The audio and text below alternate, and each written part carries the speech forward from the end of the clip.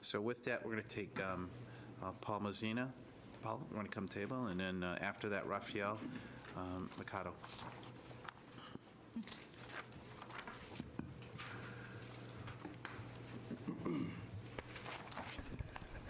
Good morning.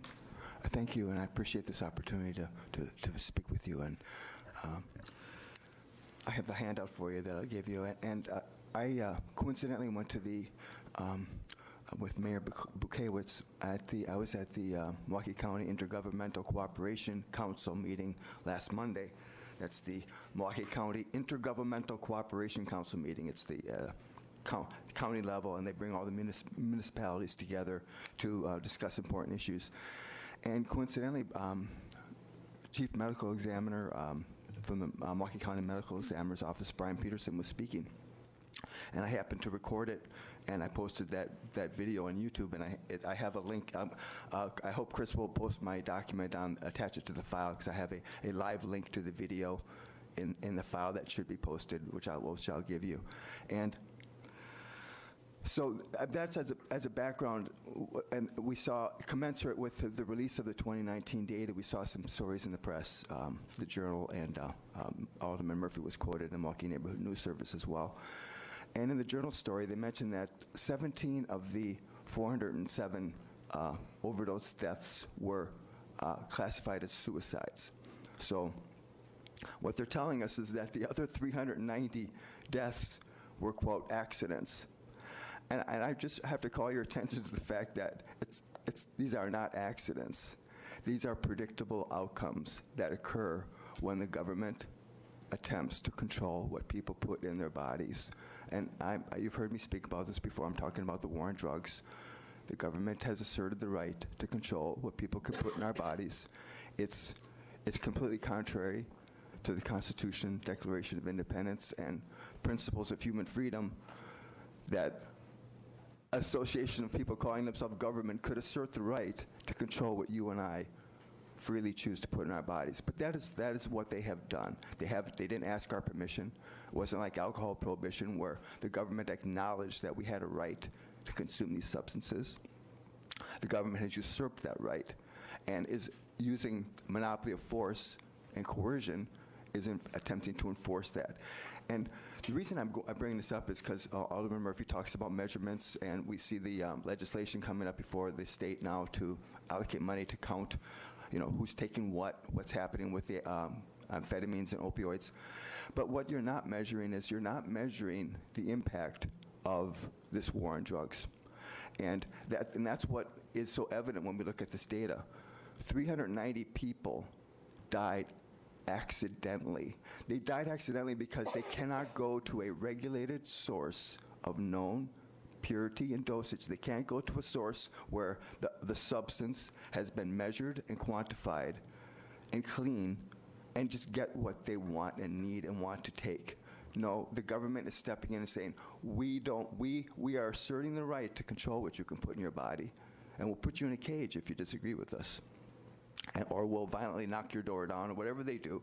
And what's happening then is people have to go on the street, and we know this. They have to go on the street to get their substances. They end up injecting the substances because they're so expensive, and they want to optimize their use of it, which leads to the HPC virus, HPC and the HIV/AIDS side effects.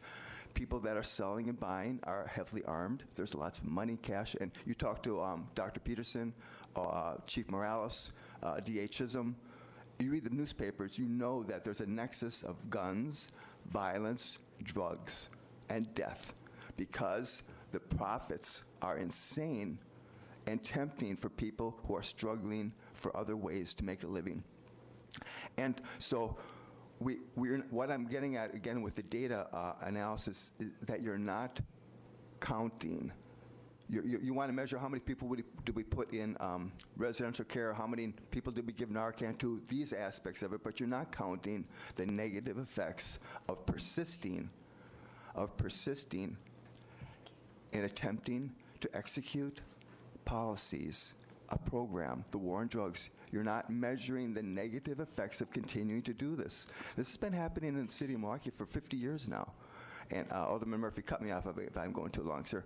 But this has been happening for 50 years in the city of Milwaukee now. We see mass concentrated incarceration, breaks up homes, children are taken from their parents, they lose their education, they're evicted, and there's trauma. There's trauma that accompanies the separation of the families. There's trauma that accompanies the violence that goes along with the drug market. And this has been a cycle of trauma and violence in the city. And you look at the number of people returning from incarceration in the city of Milwaukee, it's over 2,000 a year.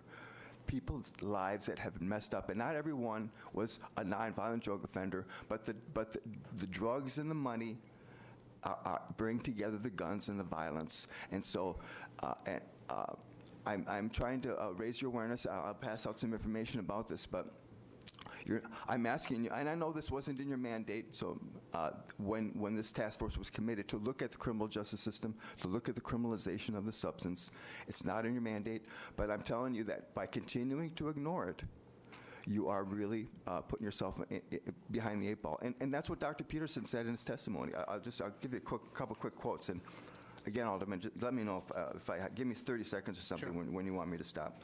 But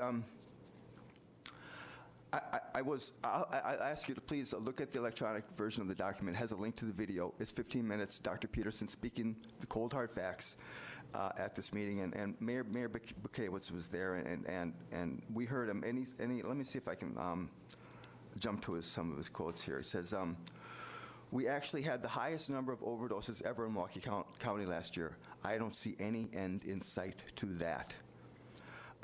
Fentanyl is so cheap, you can lace just about anything with it. We see about a dozen analogs, variations of fentanyl in Milwaukee. I expect to see more." And on that note, I hope you all read Fentanyl Inc., the discussion of what's happening right now with the production of these synthetic opioids. The synthetic opioid genie is out of the bottle. The formulas for how to create substances that attach to the opioid receptors is well known. And chemists are continually coming up with different ways to produce substances that attach to these receptors. The idea that we can stop the production of these substances and stop them from being imported in the U.S. mails or FedEx or whatever, it's just, they don't have to be imported. They could be created right here. We cannot stop people from choosing to consume substances.